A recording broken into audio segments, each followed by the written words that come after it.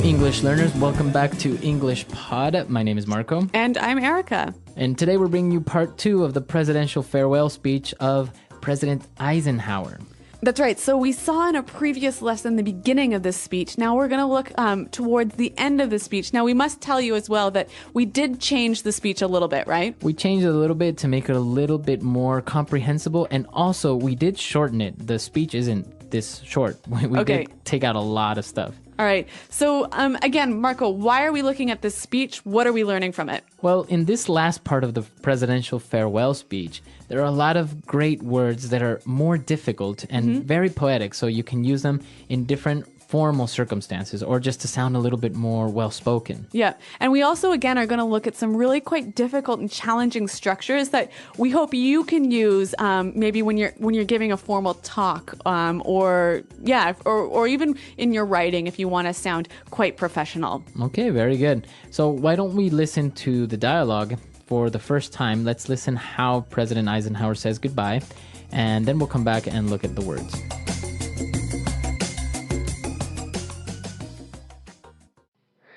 We now stand 10 years past the midpoint of a century that has witnessed 4 major wars among great nations. 3 of these involved our own country. Despite the carnage of these conflicts, America is today the strongest, the most influential, and the most productive nation in the world.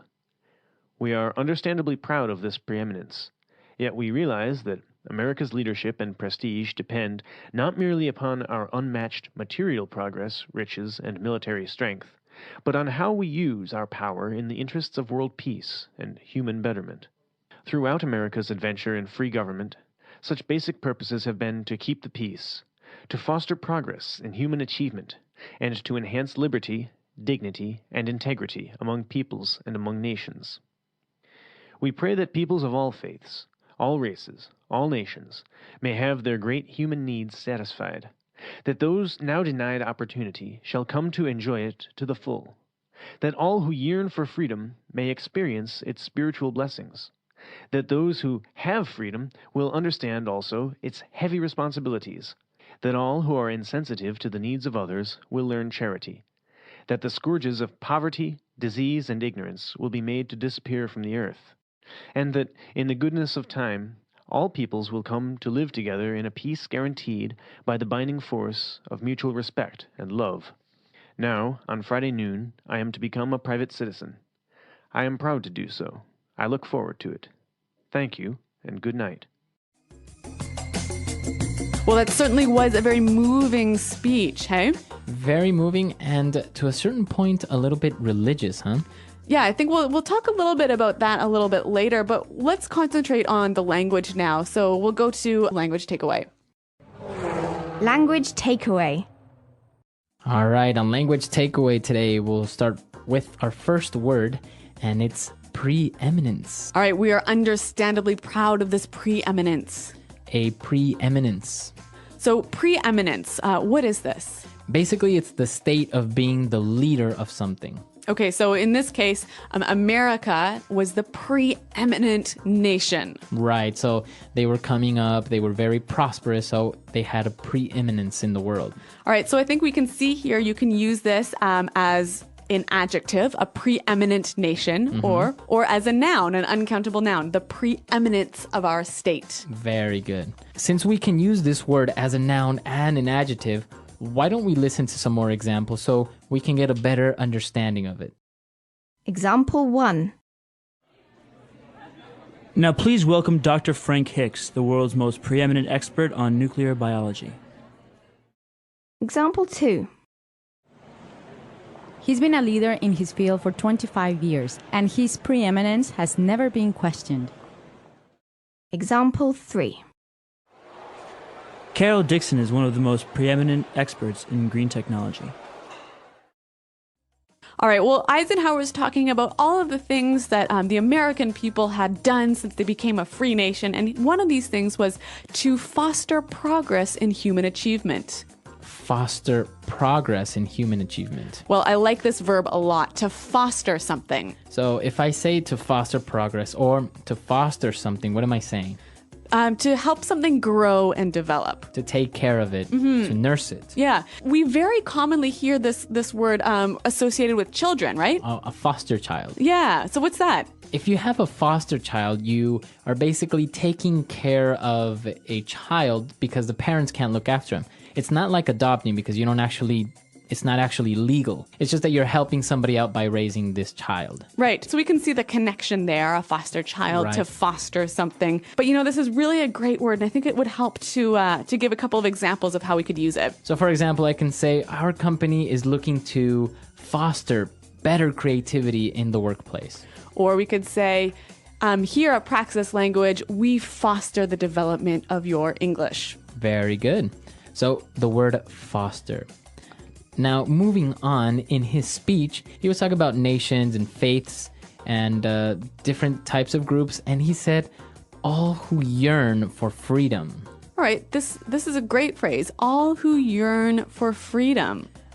To yearn. So to yearn for something. Now, if I yearn for freedom or I yearn for something, it's basically that I really want it in my heart. Yeah, you really wish for it in a way that's almost painful. You want it so badly. Now, you wouldn't say like, I'm yearning for ice cream, would you? No, unless you were locked up in prison and hadn't had ice cream for 55 years. Exactly. So it's usually related to something that's very difficult to get or something like freedom or yearning for... That's really important. Exactly. Something very important. And now for our last word, President Eisenhower was talking about charity, he was talking about freedom, and he mentioned the scourges of poverty. Okay, so scourges. The scourges of poverty. Scourges is a really difficult but interesting word. So why don't we hear a few more examples to help us understand it? Example 1. Malaria is a disease that continues to be a scourge to the developing world. Example 2. One day we hope to eliminate the scourge of cancer. Example 3. NATO promises to wipe out the scourge of terrorism. So as we can see, the scourges of something basically is the cause of pain or suffering. Mm-hmm. So now relating it back to the text, we see scourges of poverty. Yeah, scourges of poverty, scourges of disease, and scourges of ignorance. All right, so we can see that poverty, ignorance, and disease cause a lot of really terrible things, right? Exactly. So that's why we say they are scourges. Okay, so scourges. Now, so that brings us to the end of our words for takeaway today. But, as we talked about earlier, we've got some really difficult and interesting structures to look at now in Fluency Builder. Fluency Builder. Okay, so in Fluency Builder, we'll start off with the very first sentence of the paragraph. When he said, we now stand 10 years past the midpoint of a century. Okay, so I love this phrase. We now stand 10 years past the midpoint of the century. Now, it's interesting because he is making reference to the future in the present. Mm-hmm. And he's using a great phrase to do that. We now stand. Mm-hmm. Now, we can change it a little bit and use the first part, we now stand, in different circumstances. So why don't we listen to a couple of examples? Example 1. We now stand before you to declare our love and be united in marriage. Example 2. I stand before this court and declare my innocence. Example 3. Together, we now stand before this great challenge and we will fight arm in arm to defeat poverty. All right, so you can see that this is a wonderful phrase to use maybe in a formal speech, right? Right, or a wedding again, or a formal ceremony. Yeah. So, and it gives you this idea, this sort of very poetic image of people sort of almost standing at the cliff, standing before some big change that's about to take place. Exactly. So 10 years past the midpoint of a century, the United States has witnessed 4 major wars, right? Okay. And, well, he said, despite the carnage of these conflicts, America is today the strongest, the most influential, and most productive nation in the world. Okay, so a great structure here. Despite the carnage of these conflicts, America today is the strongest, blah, blah, blah, blah, blah. Right.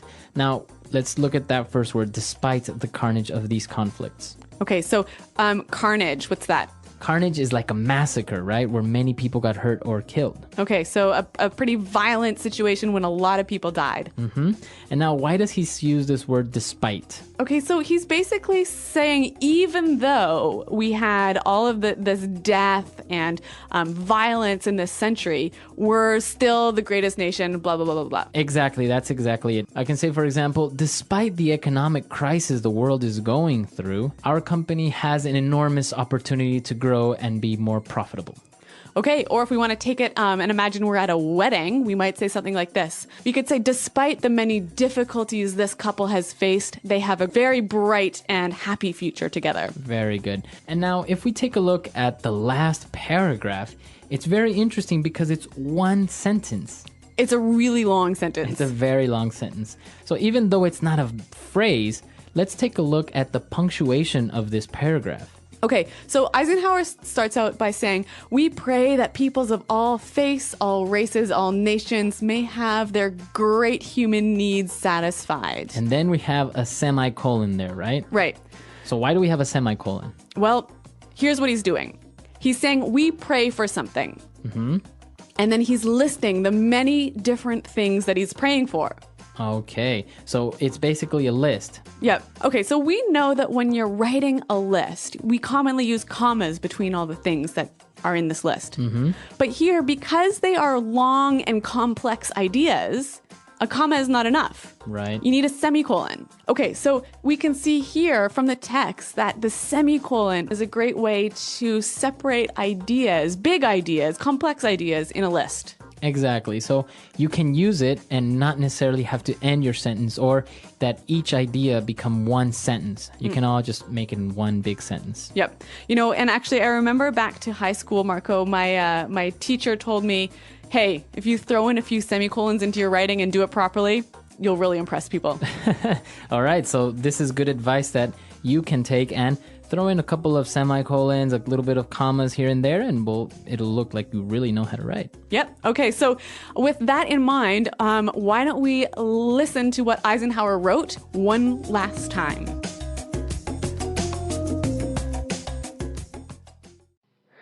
We now stand 10 years past the midpoint of a century that has witnessed 4 major wars among great nations. 3 of these involved our own country. Despite the carnage of these conflicts, America is today the strongest, the most influential, and the most productive nation in the world. We are understandably proud of this preeminence, yet we realize that America's leadership and prestige depend not merely upon our unmatched material progress, riches, and military strength, but on how we use our power in the interests of world peace and human betterment. Throughout America's adventure in free government, such basic purposes have been to keep the peace, to foster progress in human achievement, and to enhance liberty, dignity, and integrity among peoples and among nations. We pray that peoples of all faiths, all races, all nations, may have their great human needs satisfied, that those now denied opportunity shall come to enjoy it to the full, that all who yearn for freedom may experience its spiritual blessings, that those who have freedom will understand also its heavy responsibilities, that all who are insensitive to the needs of others will learn charity, that the scourges of poverty, disease, and ignorance will be made to disappear from the earth, and that, in the goodness of time, all peoples will come to live together in a peace guaranteed by the binding force of mutual respect and love. Now, on Friday noon, I am to become a private citizen. I am proud to do so. I look forward to it. Thank you, and good night.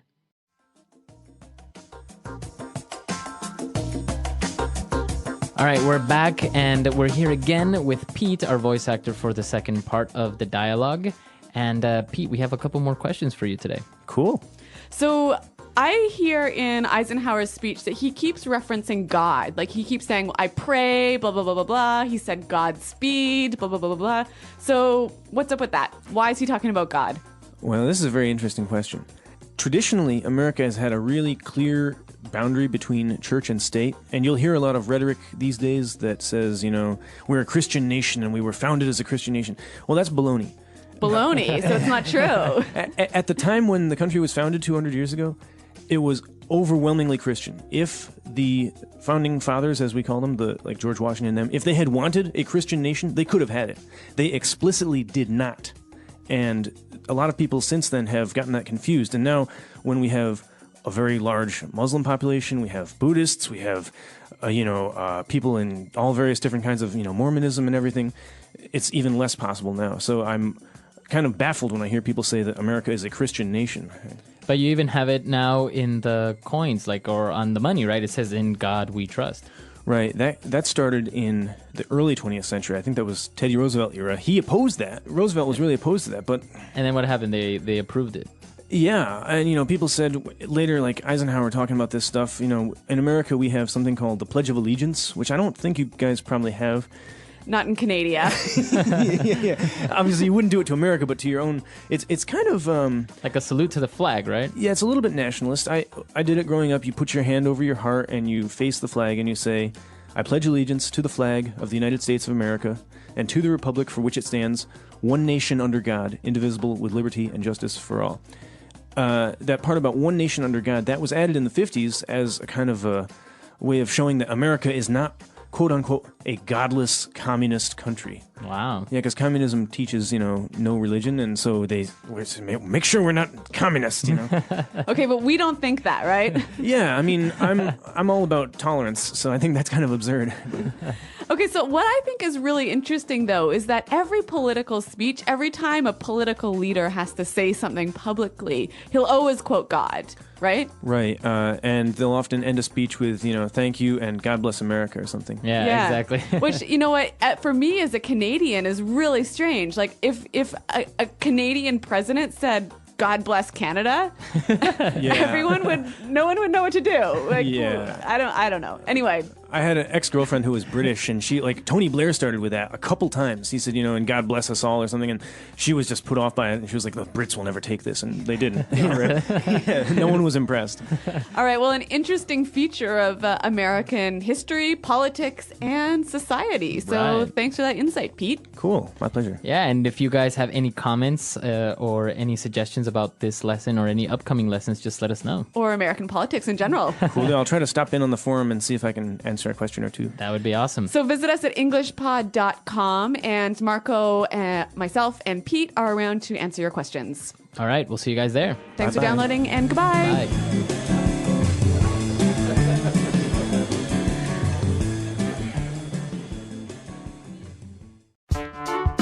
The English Pod Audio Review. Listen to the meaning, then say the vocabulary word. To help something grow or develop. Foster. Badly affected by disease, pain, grief, etc. Stricken. To feel a strong desire or wish for something. Yearn. In U.S. politics, a member or supporter of the Democratic Party, the more liberal of the two main political parties in the U.S. Democrat. More important, skillful, or successful than other. Preeminence. Belonging to the Republican Party, the more conservative of the two main political parties in the U.S. Republican. Someone or something that causes a great amount of trouble. Scourge. In the U.S., the wife of the president-elect. First Lady. To be in a particular place or position. We now stand.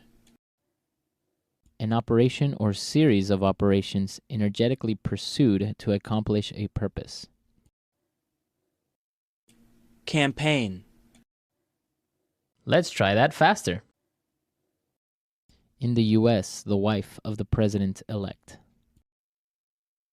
First Lady. To be in a particular place or position. We now stand. Belonging to the Republican Party, the more conservative of the two main political parties in the U.S.? Republican. Badly affected by disease, pain, grief, etc. Stricken. To help something grow or develop. Foster. To feel a strong desire or wish for something. Yearn. An operation or series of operations energetically pursued to accomplish a purpose. Campaign. More important, skillful, or successful than other. Preeminence. Someone or something that causes a great amount of trouble. Scourge. In U.S. politics, a member or supporter of the Democratic Party, the more liberal of the two main political parties in the U.S. Democrat. Now say the word and hear it in a sentence. We now stand.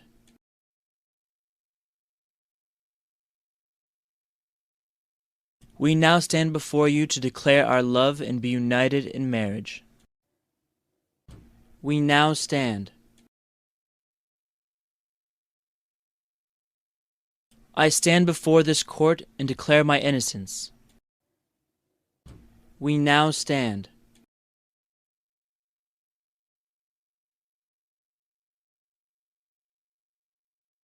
Together, we now stand before this great challenge, and we will fight it arm in arm to defeat poverty. Yearn.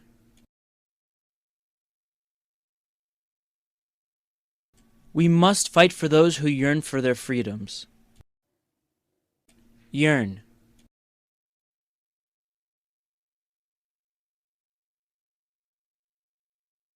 In the paths of all great men, you will find a yearning to learn and to succeed. Yearn.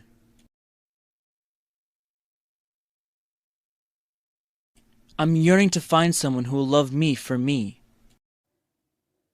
Preeminence.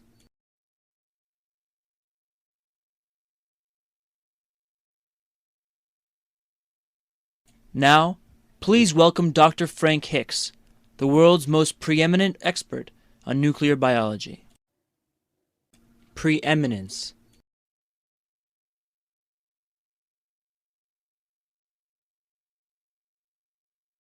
He's been a leader in his field for 25 years, and his preeminence has never been questioned.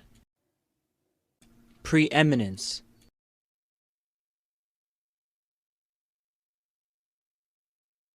Carol Dixon is one of the most preeminent experts in green technology.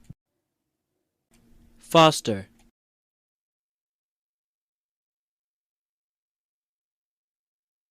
It is our creed to foster and maintain a spirit of fraternity. Foster.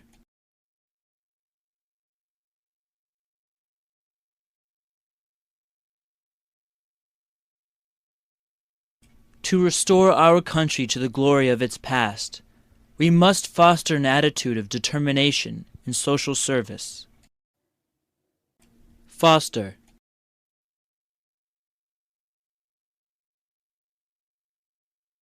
Unsanitary conditions help foster the spread of disease. Scourge.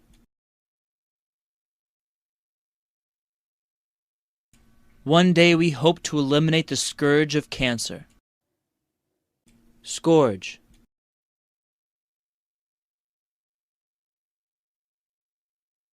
Malaria is a disease that continues to be a scourge to the developing world. Scourge.